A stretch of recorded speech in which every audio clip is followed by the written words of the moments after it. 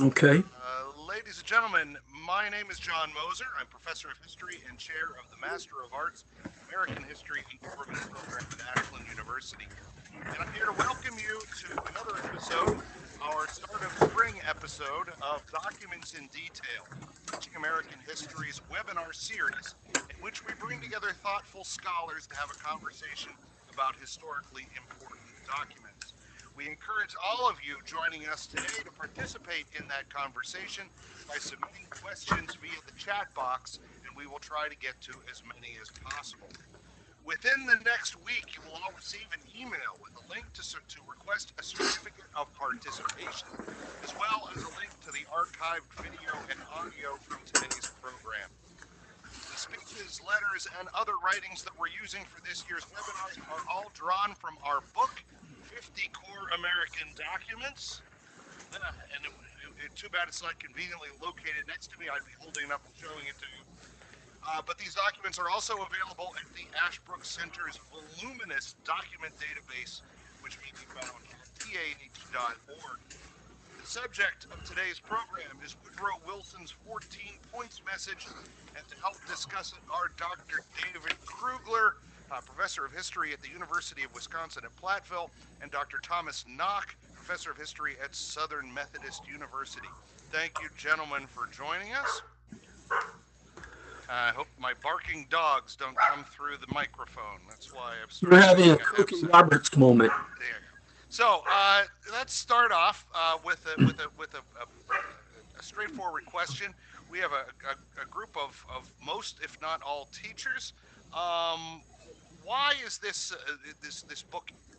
Why is this document important enough to be included among the most significant documents of U.S. history? Who would you like to? You want to start, Dave? Go ahead. Oh, thank you. Well, I like to tell people that if you want to read just one document to understand 20th century and 21st century U.S. foreign policy, this is your document. This or Woodrow Wilson's war address of April 2nd, 1917, which is closely related. Yeah. Well, I'd agree with that. That's a very astute observation. It is one of the great. If you think about how many really seminal documents of this nature are there in American history, you have the Farewell Address, the Monroe Doctrine.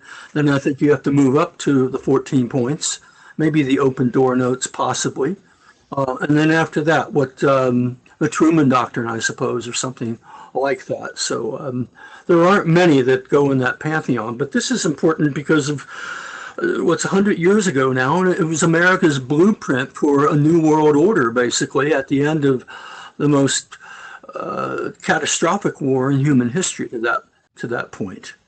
So it really is, in American history, one of the great documents, period, and it's a very important document in terms of the history of international relations, too.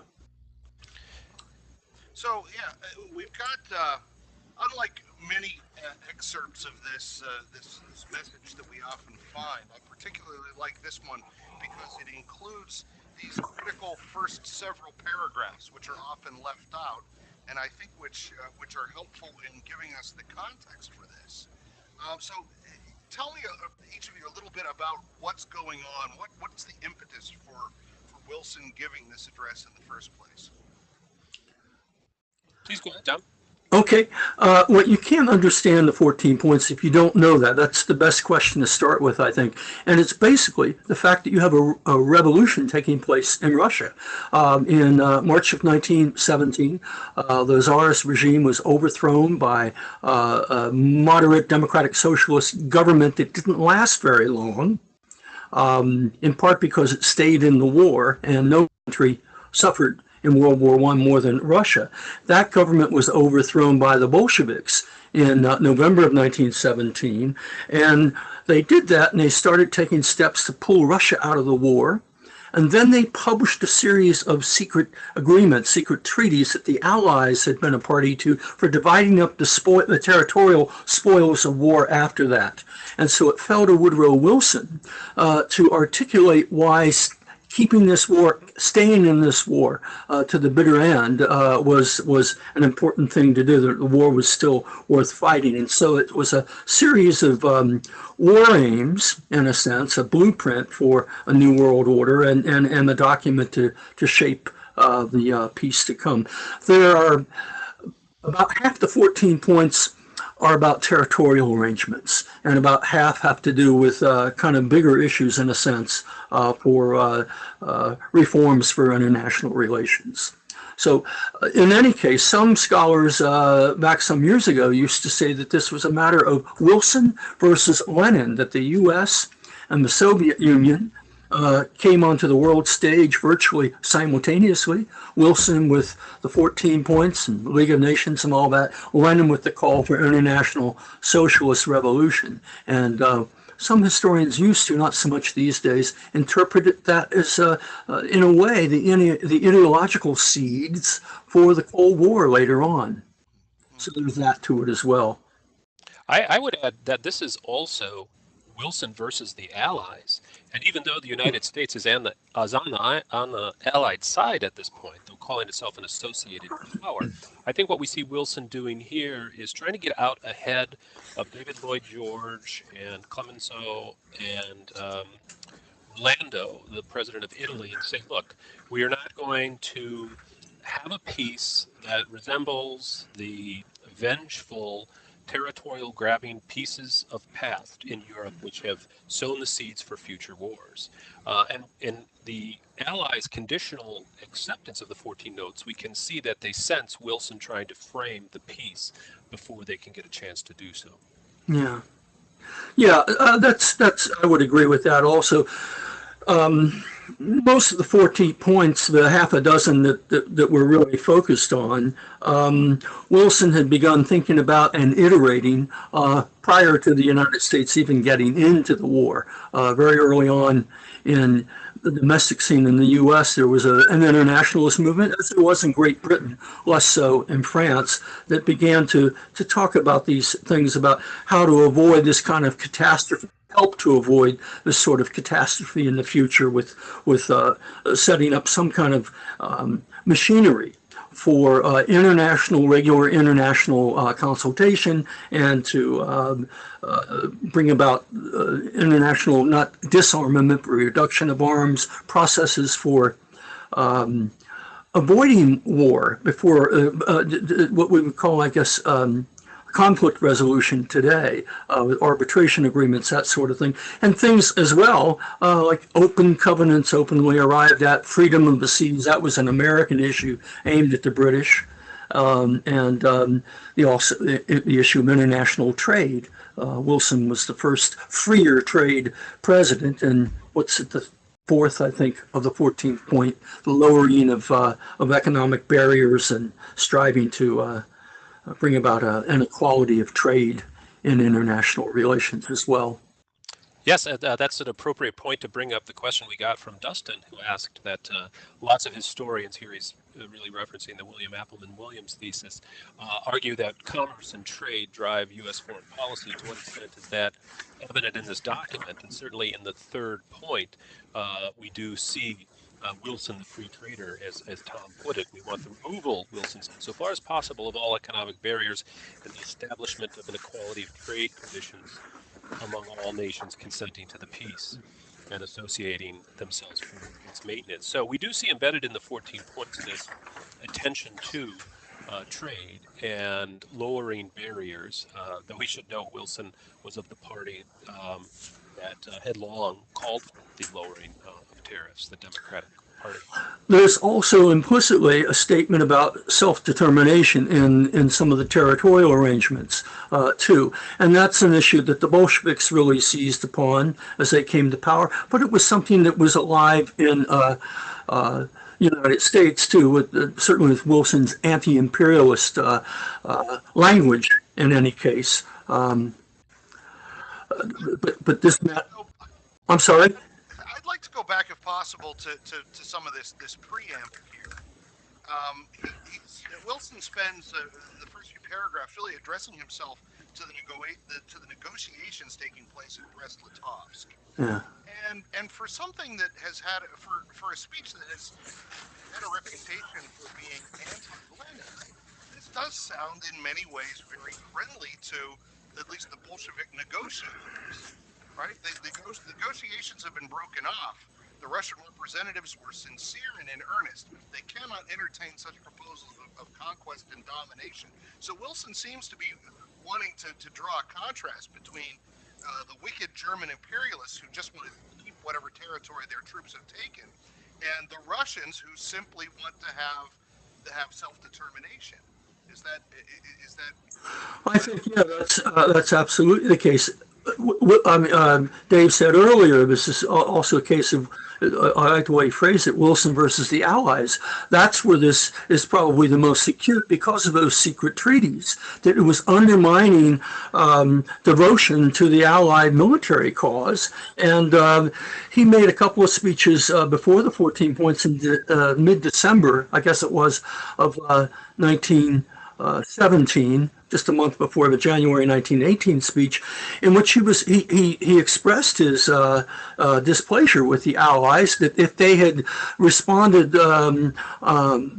more readily and openly to the original provisional government, perhaps the Bolshevik Revolution might not have succeeded the way it did. But there was no good reason not to reply to the Bolsheviks' call for a statement of war aims, and so that is what he's doing. He had a number of things he needed to do, was to sort of obviate the secret treaties, which the 14 points probably did do, and also to express a sense of respect for the Russian Revolution overall, to reassure liberals on the left in the Allied countries and the United States that the U.S. was fighting in this war for worthy ends, and perhaps also to cause some dissension in Germany by sending a message to the German people that they could get a fair and decent peace if they really wanted it, sooner rather than later. Dave? You care to elaborate on that? Yeah, I think that's an important theme. In his request for war from Congress in April 1917, Wilson was at pains to say we have no quarrel with the German people. Yeah. They did not consent to this war. This is, of course, a reference to the fact that Germany does not have a fully representative government in place yet.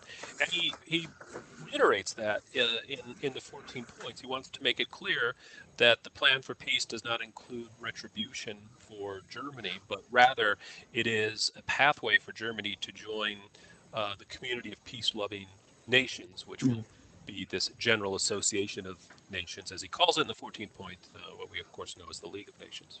And the sixth point, I think it is about Russia, that it should be left free to determine its own future. He called it the acid test of the good faith of the Allies and how they would, regard the revolution. And so that's pretty important too. The Bolsheviks really did seem to like it. They helped circulate it by the millions in Eastern Europe. Something like 3.5 million handbills and pamphlets carried the 14 points into the Eastern Front. Another million dropped in Germany. That kind of thing, and so it was all over in terms of that. It was an interesting piece of propaganda also, along with a serious state document. I know it's several points. Can you hear me better now? Yeah, I can. I've taken the headset off, and we'll see what that does. It's better. At a number of points, Wilson expresses frustration and confusion in what he's hearing from the Germans. Can you say something more about this theme? You want to start with that, Dave? Well, are you thinking of anything specific? Well, for example, when recounting what's going on at Brest-Litovsk, he says the whole incident is full of significance. It is also full of perplexity. With whom are the Russian representatives dealing? For whom are the representatives of the Central Empire speaking? Are they speaking for the majority, et cetera, et cetera? You see where?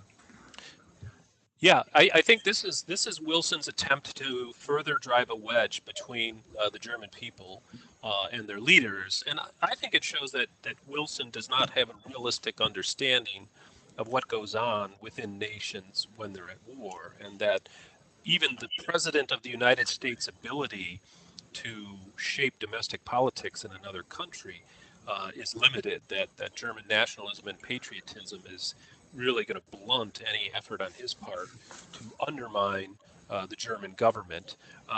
Perhaps it's more Wilson's purpose to undermine the legitimacy of those negotiations. As Tom pointed out, Wilson speaks of open covenants, and when you look at this document, two things that stand out are the recurring use of covenant by Wilson and also absolute or absolutely. And I think that reveals two very significant details about Wilson's negotiating approach.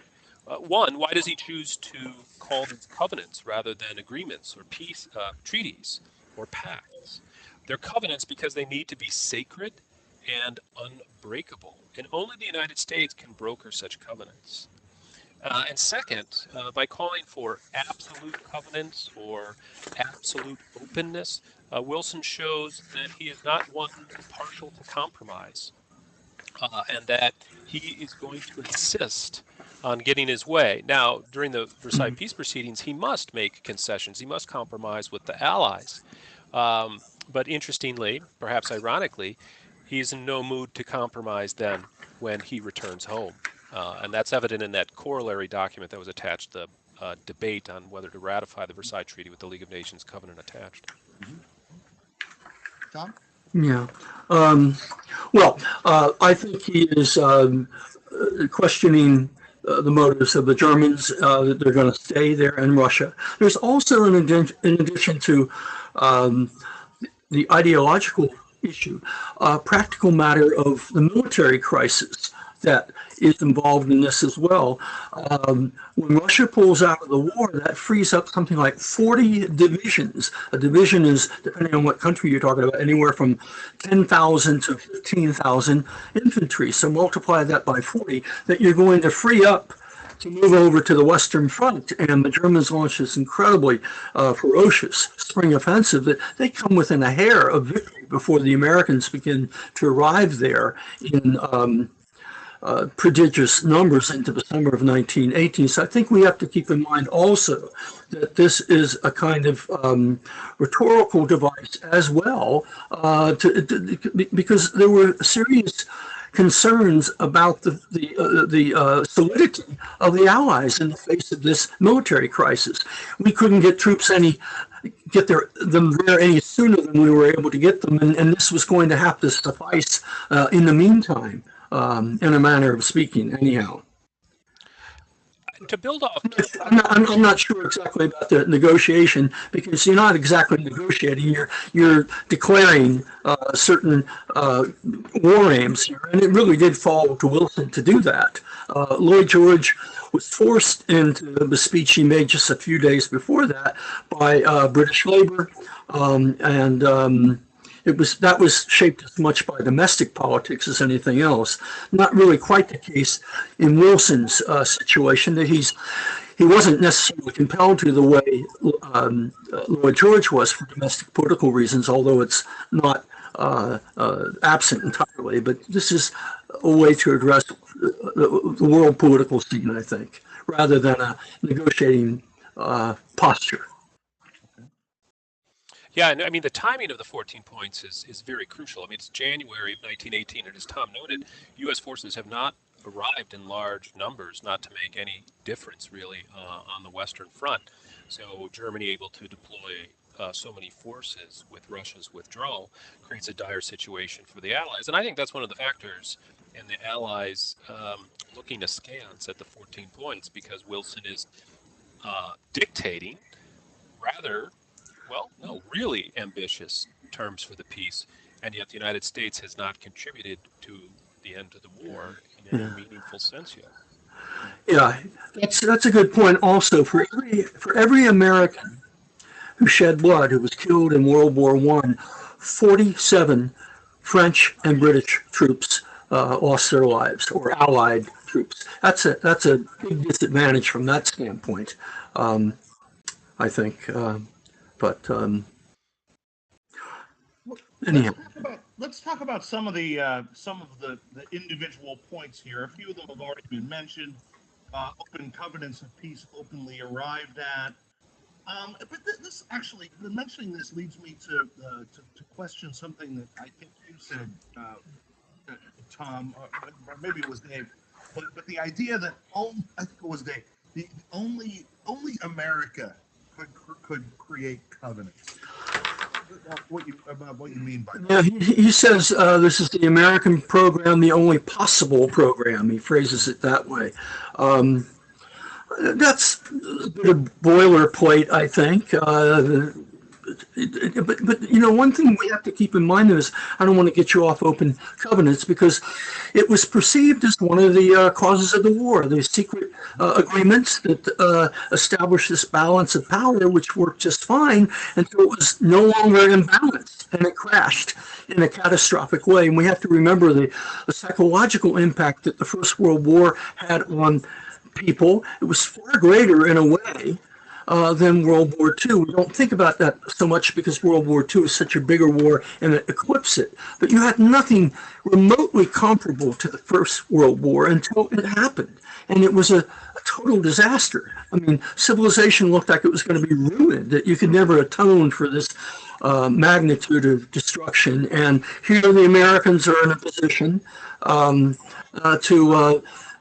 to help improve the situation, and they're willing to come in because the Germans have gone after American ships to make some kind of blood sacrifice to earn their place at the peace table. And one other thing I'd like to say, partly in reference to Dave's comment about how this is received, it's not that well received by the British and French government, but by the British people and the French people.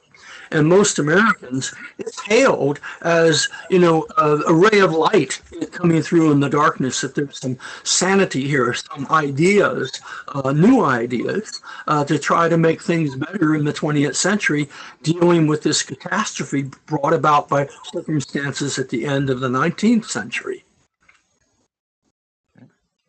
Yeah, I mean, and I think we see in the use of covenants some pretty consistent messaging from Wilson.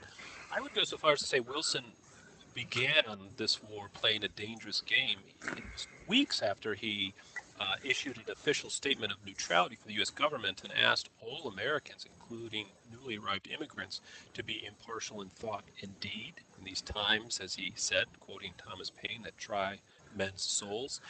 Weeks after that, he's saying to the New York Times, well, I don't see how there's any way the United States doesn't play a part in brokering an end to this war.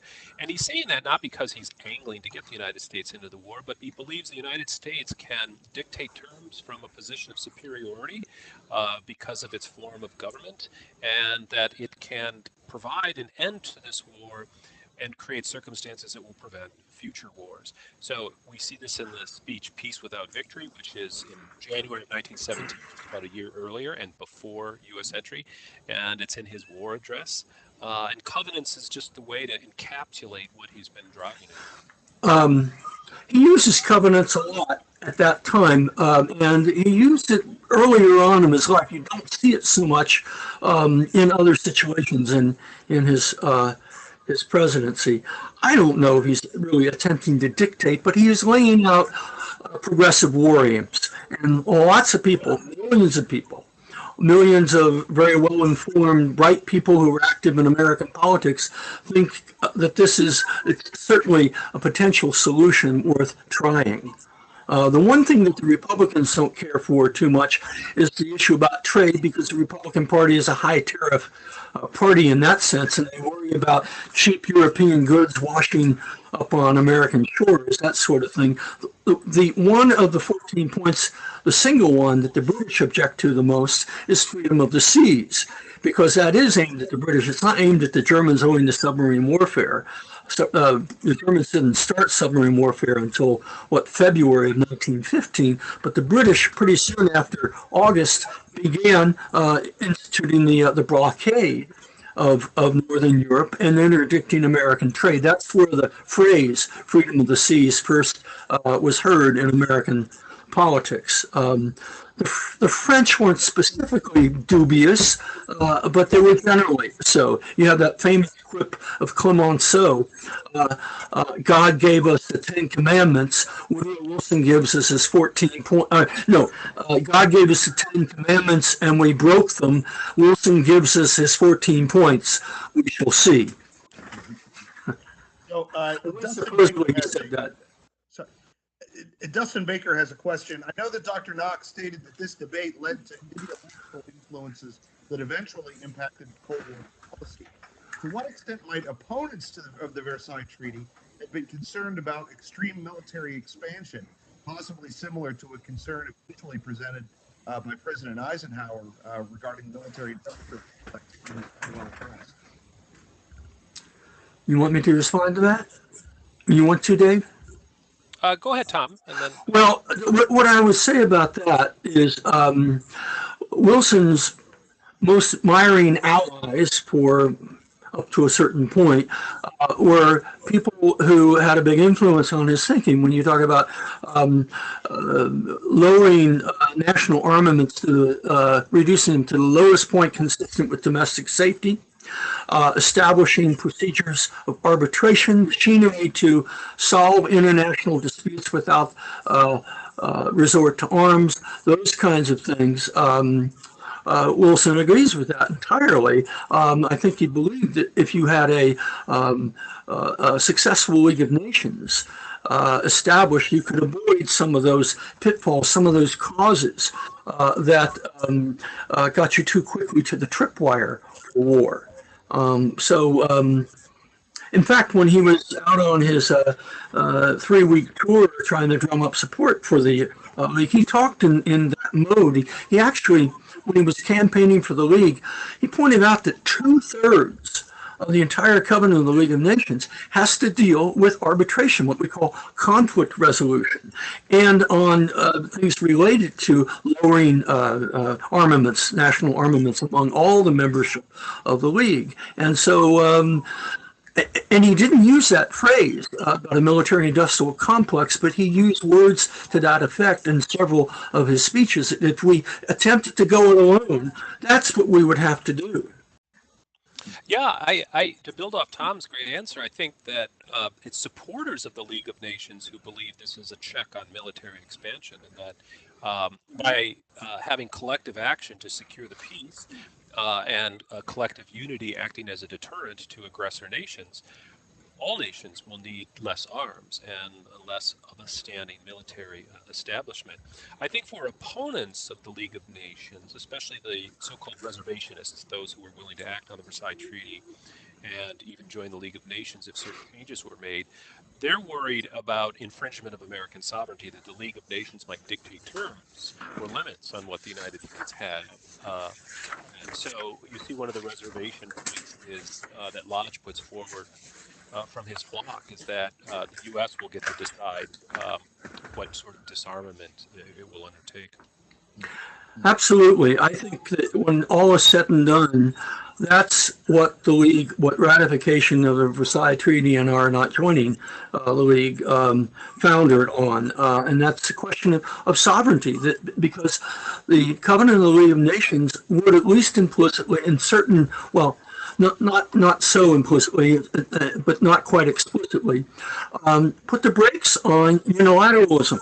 If you're required to submit a dispute to an international court before resorting to arms, that does impinge upon sovereignty in a certain way. If I might, you have an internationalist movement in the United States developing in the neutrality period in 1915 and 1916. People like Henry Cabot Lodge, who's one of the principal authors of the reservationists of the reservations, they were not isolationists. They were a different kind of internationalists. They were conservative internationalists, whereas Wilson and his following were more what you might call progressive internationalists, who were willing to having a sovereignty impinged, that the United States had to accept the risk of losing in court from time to time in order for this new system to work properly. And so they were talking about things like disarmament, a concert of nations or collective security, that kind of thing, whereas more conservative internationalists wanted some kind of world parliament, and they would accept up to a point some kinds of arbitration, but otherwise they're talking about the United States expanding its armed forces, resisting any diminution of sovereignty, and reserving the right to exercise force unilaterally. That's stated one way or another in those reservations. So there were pretty substantial differences along those lines. And the Republican internationalists, the conservative internationalists, were worried that Wilson would consign or had consigned too many national interests to the will of an international authority. And he simply thought that that was the key to avoiding making less likely another catastrophe like this building up to it. The history of the interwar period suggests that perhaps the Allies were no more willing to surrender sovereignty than lodging conservative internationalists in Mentor. Would you agree with that statement? Go ahead, Dave. Yeah, I think that's a great point, and that's one of the reasons the League of Nations is essentially ineffective. And especially we see, let's look at the interwar period. Let's look at how France pursues its national interests. It's seeking negative military alliances, right? And when it makes a bid to the United States to sign this agreement that the two nations shall never go to war with one another, the Coolidge administration, with Frank Kellogg as Secretary of State, turn it back on the French and say, well, let's just try and create a negative military alliance with all the nations of the world. We'll outlaw war. So, you look at that, and that seems to be very Wilsonian, highly idealistic. But the roots of it are France pursuing its individual interests, because France wants to have these negative military alliances to restrain a resurgent Germany. I don't entirely agree with that, but you make a couple of good points here, Dave. The British and the French could read as well as the Americans could, and they understood the League of Nations. They understood a Wilsonian League of Nations, and they were not happy to go along with it, but they were signing on to it. We, the Americans, it was the American pilot program. We were the only major power to stay out. I think that's the chief reason why the League failed. But all I'm getting at is that the British and the French, not that I'm aware of anyhow, no major French or British leader made the argument we don't want to join the League because it impinges on sovereignty. That was something that the Americans were really fussy about, the conservative internationalists. I point out about the 1920s that John asked about. The Kellogg-Briand Peace Pact is not really, it's hardly worth the paper it's written on. It's a nice statement of principle, but I'll tell you something that's very significant and quite Wilsonian, and something that, you're signing a treaty agreement that impinges upon the United States' right to increase the size of its armed forces for a full decade. That's a long time in international relations. Are the Washington Naval Treaties of 1921-22. It was the first successful disarmament treaty in the history of the world. And the Americans, the British, the French agreed voluntarily. They signed treaties agreeing to destroy most of their navies, large proportions of their navies, and to sign on to other related agreements. Those are quite Wilsonian. The League of Nations was in the background in that, but that was kind of, I'd say more than kind of Wilsonian, something that the League of Nations would have overseen, probably would have come up with something very similar to it. But this was a case of kind of, under the Republicans, they were never going to give the League of Nations its due.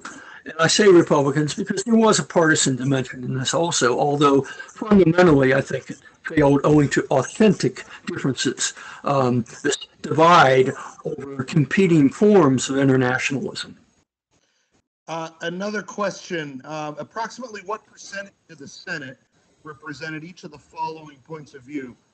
One, full supporters of the treaty. Two, reservationists, three irreconcilables, and maybe you want to break down reservationists into mild reservationists and strong reservationists. Go ahead, Dave.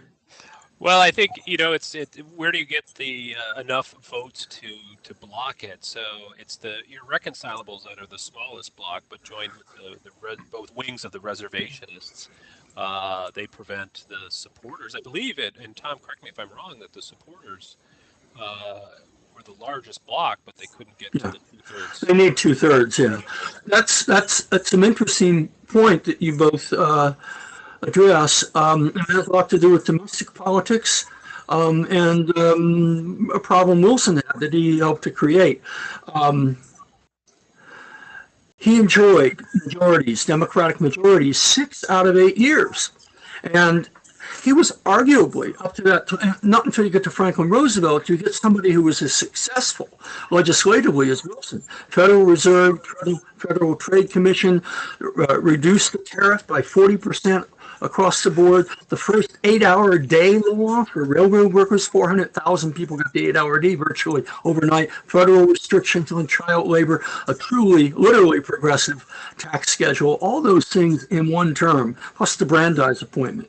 But what I'm getting at here, he formed a kind of coalition. He wouldn't have been reelected in 1916 if he hadn't pushed that kind of legislation through and developed his ideas about internationalism the way he did, because he pulled over the Democrats wouldn't have won in 1912. They were the minority party, and they won only because of the split between Roosevelt and Taft.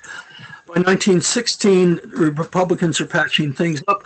Wilson, because of what he was doing, pulled over probably 20 to 30% of the people who had voted for TR in 1912, and maybe at least a third of the people who supported Eugene Debs in 1912. He lost a lot of them, though, in 1918 because he acquiesced in the suppression of civil liberties during the war. He allowed his attorney general to shut down progressive publications and newspapers because of their editorial pages. It's really, really a terrible mistake on his part. And a lot of people stayed home in 1918, and he lost control of both houses, the Senate by only 2. If you had had something like only 8 to 10,000 votes spread out in 4 or 5 states, the Democrats would have retained control of the Senate by 2 or possibly 3, and they would have controlled all the committee appointments. They would have controlled the Formulations Committee. It would have given, who knows if it would have turned out better or worse, but it would have given a kind of momentum to Wilson's cause because Lodge used a lot of delaying tactics. Wilson ended up straining himself physically. And what I'm getting at is that the party was weary. You had a very, very bitter midterm campaign. Republicans were calling the Democrats Bolsheviks. You had a lot of economic concentration, power running the economy and the federal government, that sort of thing. The 1918 midterms were the first tangible sign of the depletion of the kind of political environment that was required to ratify the Treaty of Versailles. 2/3, the kind of League of Nations that was a more thoroughgoing Wilsonian organization. Once those elections took place, I think in many respects, fundamentally, the game was up. It's not that you couldn't gotten some sort of compromise, but neither side was willing to compromise. Yeah, and I would add to that that you have an absentee president. Wilson holds the record for the amount of time a U.S. president has spent outside of the country. 6 months. 6 months with just one return visit. And, as I say to my students, I'm a historian. I hate to make predictions, but I feel safe saying we will not see a president spend that much time outside of the country in the foreseeable future. And so he's not attentive to what's going on at home. And then he makes some tactical mistakes upon his return, arriving in Boston Harbor, insulting Henry Cabot Lodge in an easily avoidable symbolic gesture. Yeah. Investing so much time into his cross-country tour, going to the states where you have the irreconcilables, you have the reservationists, and trying to stir up the voters against those individuals when there's no election in the foreseeable future. That backfired. Yeah.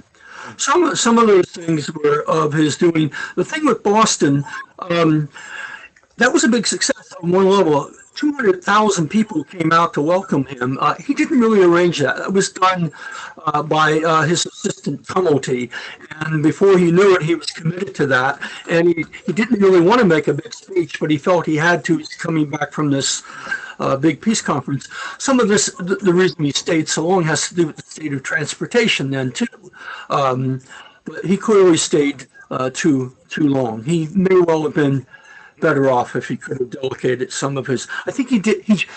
He would have been better off if he came back in February when he stayed just for 10 days and then stayed put after that, because he really didn't do a very good job of selling the league until it was too late.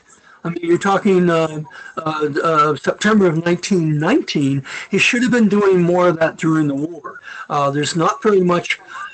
You'll find him making very few speeches that even allude to any kind of details about an international organization throughout most of the war, until the very last Liberty Loan speech in September of 1918.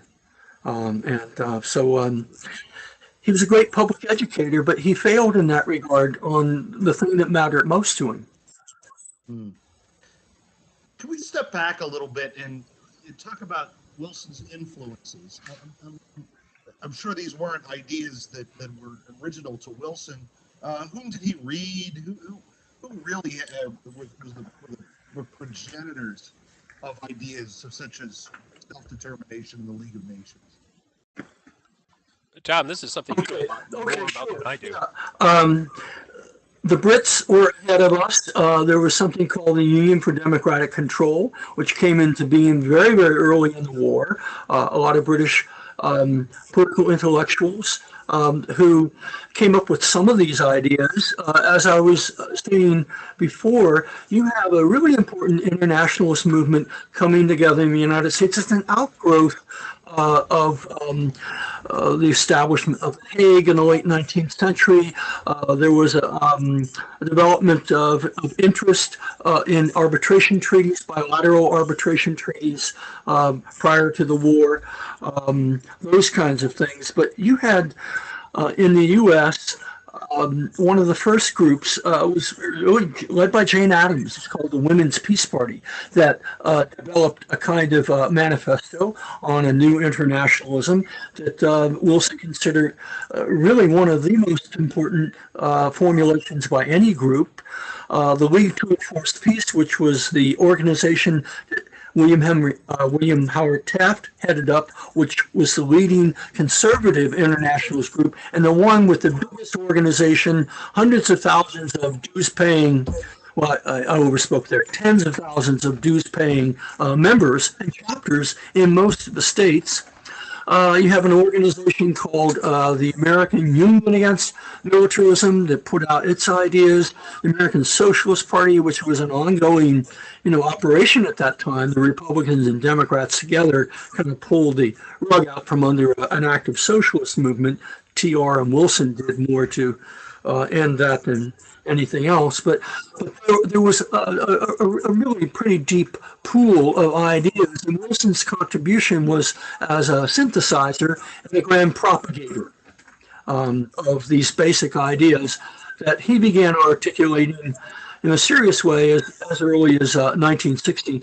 A lot of his campaign for re-election, he made several extended speeches about the U.S. Joining a League of Nations up to that point. And it became one of the reasons he won that election, I think. But then he stopped that once we got into the war with a couple of smallish exceptions. But so there was an internationalist movement. There was a League of Nations, a British League of Nations Association. The French had a body comparable to that. Jan Christian Smuts of the Union of South Africa wrote a little pamphlet just as the the Paris Peace Conference was opening on a kind of blueprint for a League of Nations that Wilson found pretty useful. He adopted the mandate system from that, although he was thinking about that as well. So that's really what Wilson is a synthesizer rather than an original thinker. It's original in a sense because it's greater than the sum of its parts, kind of. I would add to that great breakdown of the influences on Wilson that in the longer term, the deeper roots can be found in his work as a scholar and as a Yeah. specialist in government. He was a strong believer and proponent of the so-called Teutonic seed theory, which held that races of people are more genetically inclined toward democracy, and you see this in the Anglo-Saxons, and that this seed of democracy was brought by these colonists to the United States, where it flourished. A good example of this type of thinking is Frederick Jackson Turner's Frontier Thesis, that 1893 essay. Wilson is a thinker along those lines, and I think that's the sort of framing ideology for his call to make the world safe for democracy and put the United States as a leader in that movement. Wilson, of course, was son of a Presbyterian minister. Question here: what impact did Wilson's religious background play in the formulation of his ideas on foreign policy?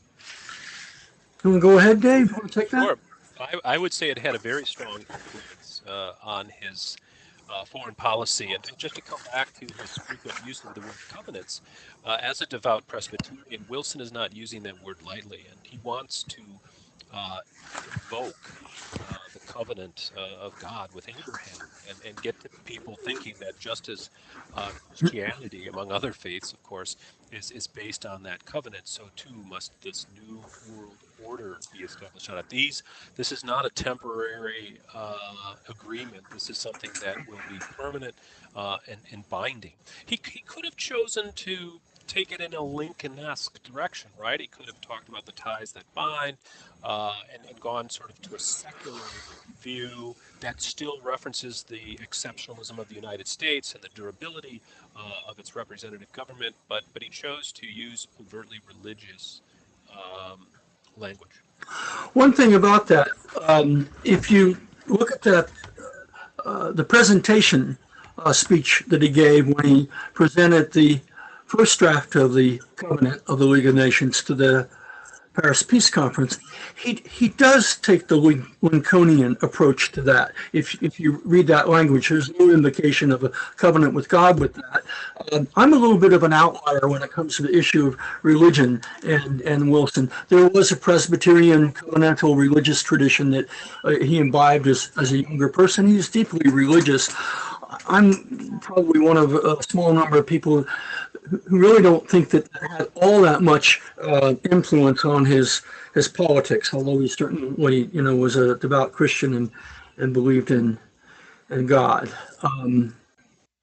I think it's interesting. One of the things also that I would say kind of separates him from the Allies when you're talking about these ideas, where these ideas came from for this kind of internationalism, and his anti-imperialism. Granted, it was violated in the breach left and right, but nonetheless, he talked about self-determination, and one of the impacts of the 14 points was, on one level, was kind of cruel in a way, was to hold out this idea that governments should be based on the consent of the governed, and no one has a right to push peoples around for their own economic advancement. And he was the only politician, the only statesman in world politics who really did articulate an anti-imperialist ideology. He wanted to do something because he thought imperialism was one of the root causes of the war. And if you had more self-determination on the part of colonial peoples, that you'd reduce a lot of problems in international relations. Yes, and Wilson turned out to be very prescient in that regard. One scholar has even called the Versailles proceedings the Wilsonian moment for the fleeting and failed opportunity offered to colonized people to press their claims for self-determination. Hundreds of petitions came in to Wilson's hotel in Paris, the Crillion, addressed to him and other leaders, asking the principles of self-determination and the spirit of the 14 points to be applied to them specifically. So Yeah. you have Egyptians writing in, Koreans, Indians, Vietnamese, Chinese, and when the mandates are set up in the trusteeships, there is outrage in much of the world where people are living under colonial European Yeah. rule. So there are outbursts of riots and public upheaval because of this anger that the Wilsonian promise, the Wilsonian moment, has not been achieved. That was particularly acute in Egypt and India, Korea and China. The Egyptians wanted a kind of home rule, like Canada had, for example. Same with the Indians and the Chinese and um, I'm leaving somebody out. The Vietnamese. No, not the Vietnamese. No, nobody really paid. I mean, the Vietnamese wanted that, but they wanted a major colonial holding. I mean, the French controlled them, but it was mainly British colonies. The Egyptians. The Irish? Pardon me. The Irish? I know the Irish were all that. I mean, they were kind of out of the game. They sat most of this out. That's just not that much of an issue, I don't think, anyhow. But the point I was getting at, I mean, the mandate system was, I think, probably the best you could get in 1919 because the British were not about to let Egypt go, nor India, nor the Japanese, China, or Korea. That's the other country I couldn't think of momentarily. And he settled for, not the greatest compromise in the world. The mandate system was to be set up to help untutored peoples in the arts of government. Disinterestedly by the League of Nations, at least among the captured colonies of the Germans and the Turks. That's where you had mandates. You don't have the Anglo-Egyptian Sudan becoming a mandate. That's a British colony. But it didn't apply to those places that were really better prepared for independence than the other areas. The one interesting thing here is that he's really, if you look at the big 4 or 5, however big a group you want to take a look at here, his colleagues hadn't even begun remotely to think about the future in the ways Wilson had begun here. And then there was this Sun Yat-sen, the Chinese revolutionary, made this comment some years afterward. He said, Wilson's proposals, once set forth, could not be recalled.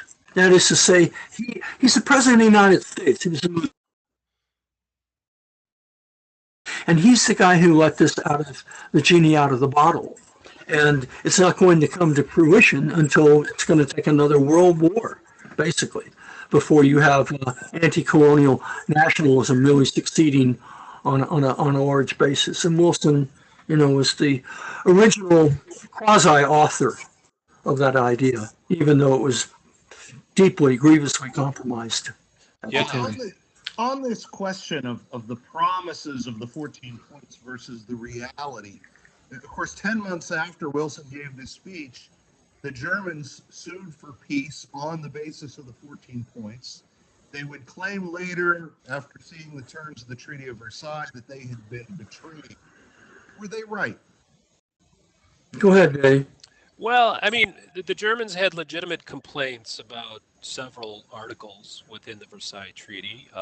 The War Guilt Clause, Article 31, requiring, I think, $36 billion in reparations. This was something that Wilson had hoped to avoid, but that proved insurmountable, considering the drive on the part of Lloyd George and Clemenceau to extract that from Germany, and that they had put that in their conditional acceptance of the 14 points to begin with.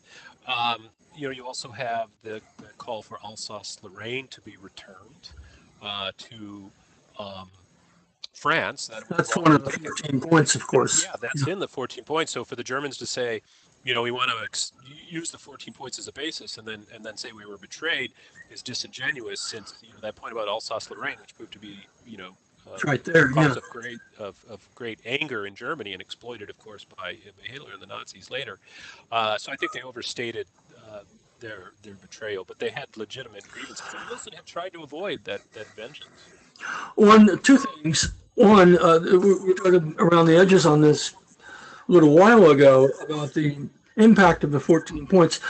I think as a piece of international political propaganda that had some sincerity about it, it succeeded largely, at least in the moment. I think it really did have an impact on Germans in general, certainly on people within the German government who were going to take over after the Kaiser bailed out, because the Germans turned not to the Brits or the French that they were really battling seriously, but to the United States to take steps to bring about an armistice on the basis of the 14 points to bring a cessation to the hostilities. I think probably the two things that they resented most, and this was more of a violation of 14 points, at least implicitly, was the fact that what we were just talking about was self-determination, and their colonies, they were taken away from them. And so that's some hypocrisy there. The war guilt clause is a very, very ill-considered idea to saddle in writing in the treaty that Germany was the chief perpetrator of the war, and the reparations. That violated the spirit of the 14 points more than anything else. So, and let's not forget that Germany fell into revolution too, serious revolution. Last question. If each of you could very briefly say, obviously we got a group of teachers here who want to know what they can do with this with their classes. You're in 30 seconds or so, your best argument for why this document deserves to be included in the curriculum. You want to do first, Dave? Yeah, I'll do the first 30 seconds. Well, it's easily digested by students, right? I mean, as I tell my own students, we're not, I'm not going to require you to learn all 14 points. As Tom pointed out at the start of our session, a good chunk of them have to deal with territorial claims, which can be really summarized in one line or so, that Wilson was seeking to adjust as fairly as possible territorial boundaries to fit the needs of people. Look at what he says in point 10, for example, self-determination for the peoples of Austria-Hungary, not Austro-Hungary sovereignty. So it's easily digested, and it brings out the principles of liberal internationalism, which are the blueprint of foreign policy for the United States from this point forward. That's my Yeah. judgment. Yeah. Well, that's good. I think some of them are successful. The idea of open covenants openly arrived at certainly is freedom of the seas. We became, in the course of the 20th century until recently, a low tariff country. I think we'll probably eventually go back to that. No one believes in formal colonialism anymore, and I think there may be a new interest in the importance of the League of Nations. We're facing a new world with all kinds of problems. This gets to the idea of the League of Nations, that no one country is capable or wise enough of problems solving. That we have to have a new internationalist movement, I think, to deal with nuclear proliferation, with the environmental crisis. Those of it, I think, if Wilson were alive today, he'd do all he could to see that the Paris Accords were implemented. He'd get the INF Treaty back on track, the Trans-Pacific Partnership. Certainly, he'd want to give the UN all the money it needed for peacekeeping and work in an international environment to do something about nuclear proliferation and the environmental crisis as the two most crucial problems that we confront today. It has to be solved. It can't be solved any other way but through international accords. And you can see that in the League of Nations. It's continuing relevance, that 14th point. Great. I would just I wanna- quickly add that you can pair this document with other brief, highly relevant documents, such as Roosevelt's For Freedom speech and George W. Bush's second inaugural. lots of echoes of the 14 points in both of those. Yeah. Well, thanks to both of our panelists as well as our participants for their great questions. As a reminder, you'll be receiving an email within the next week that will include a link for a certificate of participation if you desire one. It will also contain a link to the archived webinar, which we hope you will share with your colleagues as well as on social media. If you've enjoyed today's webinar, please consider taking an online graduate course or an in-person graduate course for that matter in our Master of Arts in American History and Government program. That is near and dear to my heart as chair of that program. You can find more information about online course offerings as well as many other resources for teachers at teachingamericanhistory.org. Our next Documents in Detail webinar will be on Wednesday, the 24th. On that evening, we will take a look at FDR's 1944 State of the Union address. Joining us on that occasion will be Dr. Eric Pullen of College and Dr. Alonzo Hamby of Ohio University. Great. Recommended readings for that webinar have been posted. Until then, a wonderful evening to you all. Happy spring.